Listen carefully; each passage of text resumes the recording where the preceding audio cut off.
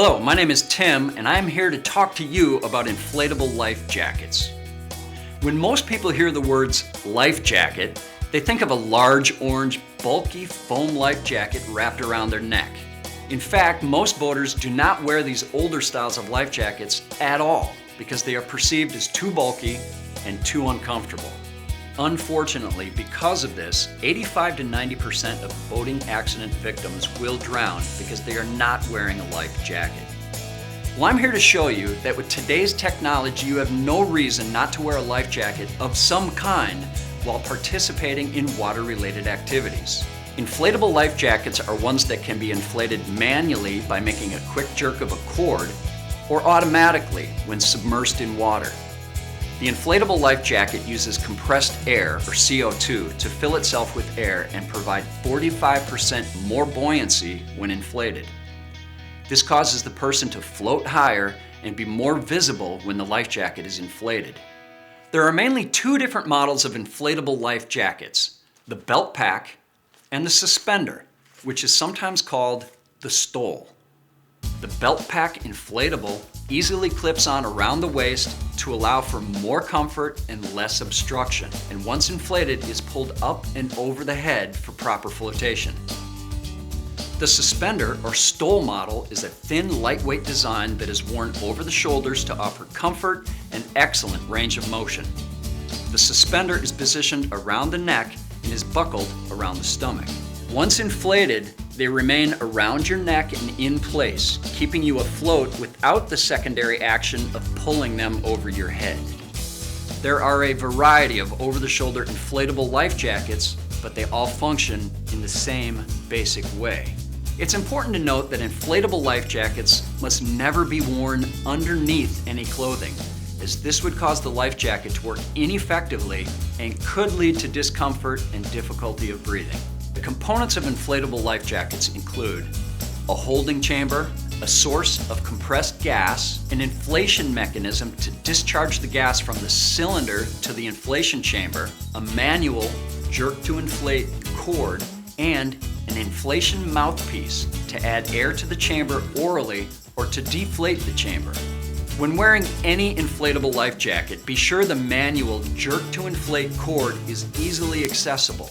All of these components make the inflatable life jacket reusable.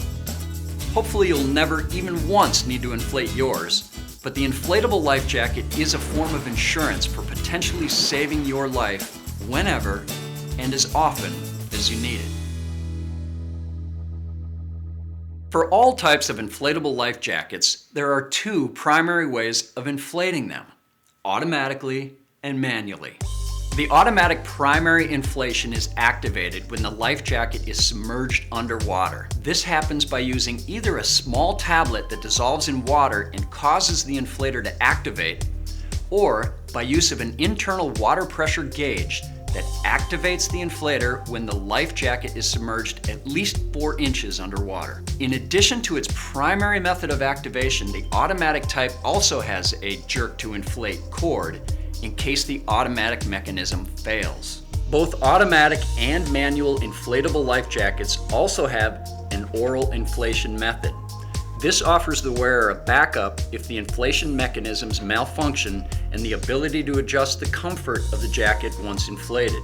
The oral functionality also gives the ability to deflate the life jacket for repacking and to frequently test the inflation chambers for leaks. Be sure to store your inflatable life jacket in a cool, dry area, out of direct sunlight and free from exposure to gas or oil. When caring for your inflatable life jacket, take note that each type may have a different kind of thread or size of compressed air cylinder and a different way of repacking, cleaning, and maintaining the life jacket effectively. Because of this, the best way to care for your inflatable life jacket is to consult the owner's manual or contact the manufacturer for information.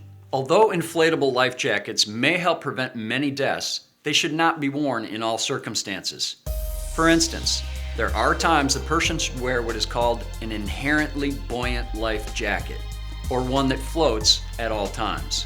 These should be worn anytime one is engaged in commercial boating activities, is a child under the age of 16, is a poor swimmer, or when operating a personal watercraft, water skiing, or engaged in whitewater sports.